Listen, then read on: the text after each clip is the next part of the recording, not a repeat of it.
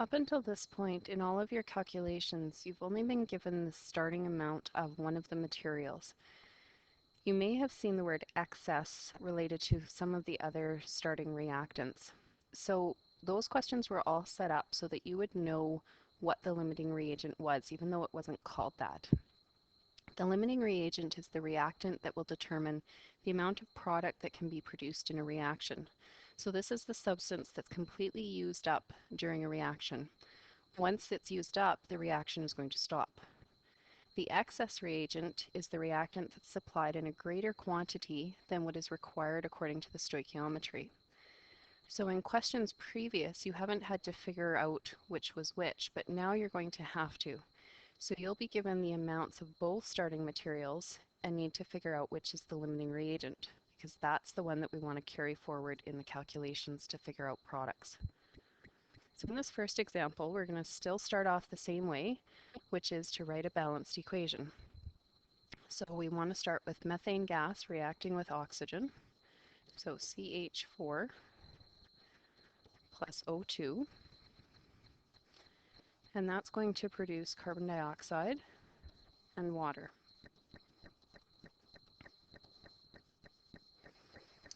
To balance that out, we want one carbon on each side. That gives us 4 hydrogens, so we'll need a 2 in front of the water. And now there's 4 oxygens on the right, so we need a 2 in front of the O2 to make 4 oxygen on the left. What we have, or what is available, is what is given to us in this question. Normally it would be a mass, but to keep things simple in this first one, I just gave you moles.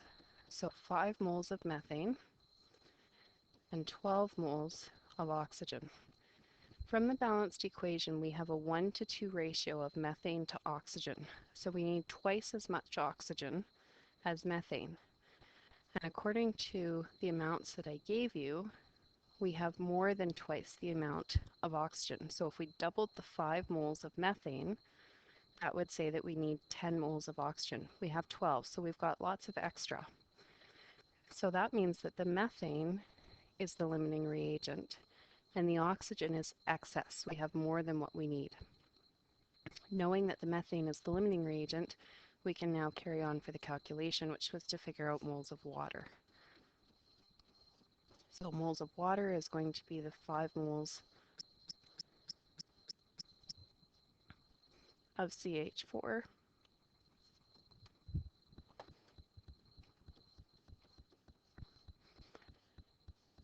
times 2 moles of water over 1 mole of methane. So we end up with 10 moles of water as our answer. Now let's do another example that has some numbers that are a little bit more complicated.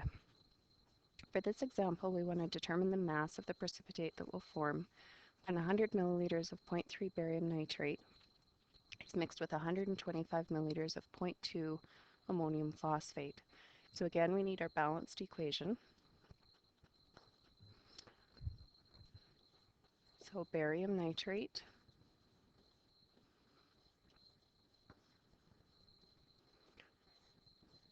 and ammonium phosphate.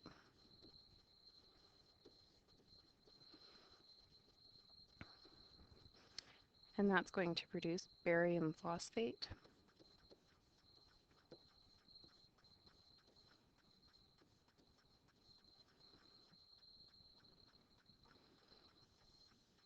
and we'll leave that state off for just a minute.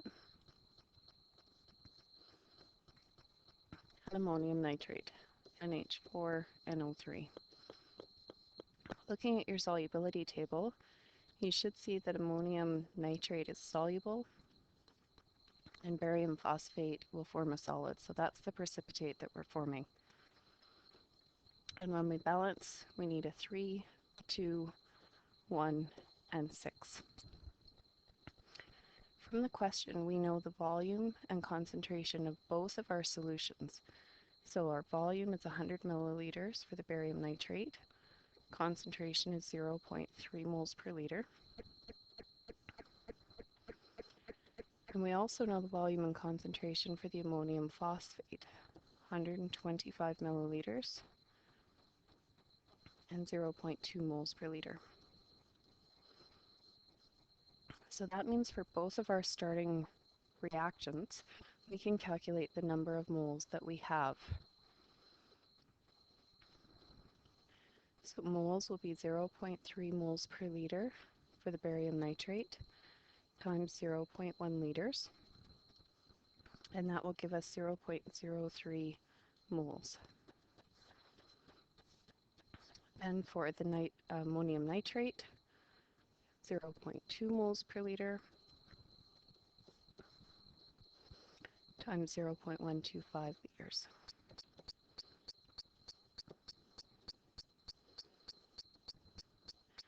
So what we have, we need to now compare to figure out which is the limiting reagent. So the test that we're going to do for this is to take each of those moles that we have for each substance and divide it by the coefficient that's in the balanced reaction. So that means that for the barium nitrate, 0.03 divided by 3 gives us a value of 0.01. For the ammonium phosphate, we take the 0.025 moles and divide it by the 2 that's in the reaction, and that gives 0.0125. When we compare these two test numbers, we want to look for the smaller number, and that will give us the limiting reagent. So from our numbers, we can see that the 0.01 is the smaller one, and therefore our limiting reagent is the barium nitrate. That's the number of moles that we want to use to carry on the calculation.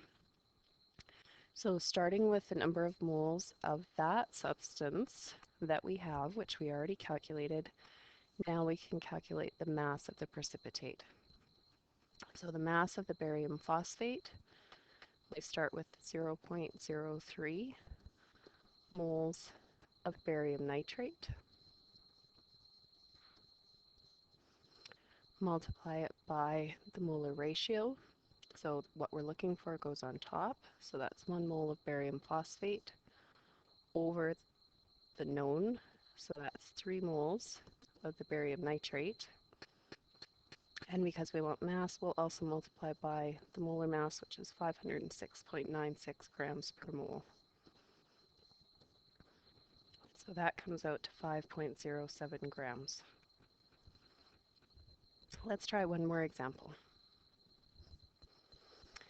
Determine the mass of zinc left if 1.80 gram piece is put into 150 milliliters of 0.238 mole per liter hydrochloric acid. So this isn't figuring out anything on the product side. We're going to figure out how much of our excess reagent is left over at the end. So we still have to figure out which is the limiting reagent and how much of that limiting reagent ends up using of the excess reagent. So again, balanced reaction, so solid zinc and hydrochloric acid, and that will produce zinc chloride and hydrogen gas. And when we balance, we need a 2 in front of the hydrochloric acid and a 1 in front of everything else. So if our mass is 1.80 grams, we're going to change that into the number of moles that we have. And for the hydrochloric acid, we know the volume is 150 milliliters. Concentration is 0.238. So again, we're going to figure out the number of moles that we have of that substance. So the zinc, 1.80 grams times by the molar mass, so 1 mole over 65.41 grams, and we come out to moles of 0.0275. For the hydrochloric acid, concentration is 0.238 moles per liter. So multiply that by 0.150 liters. So we come out to 0.0357 moles. So that's the number of moles we have of both substances. From there, we want to do our test calculations to figure out which one will be the limiting reagent. And it should come out to the hydrochloric acid because the question was asking about zinc being left over. But let's just double check it anyway. So 0.0275 moles of zinc divided by the coefficient that's in the equation. And that's a 1, so we have the same number.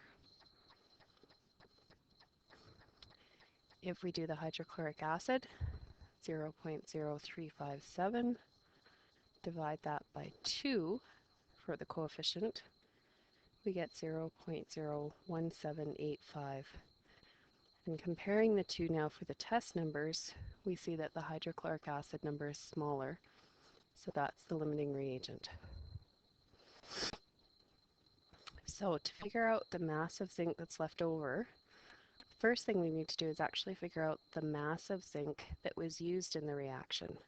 So we need to go back to the number of moles of our limiting reagent because that will determine how much of the zinc takes part in the reaction.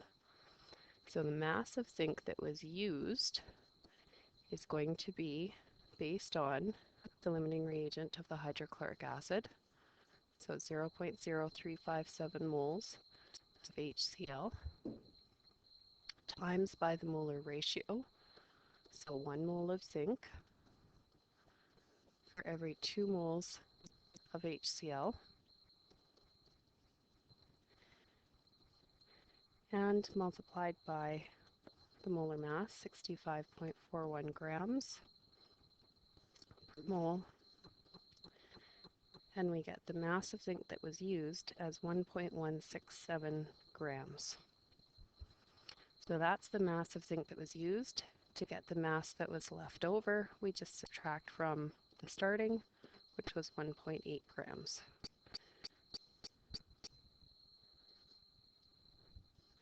So your final answer comes out to 0.63 grams of zinc left at the end.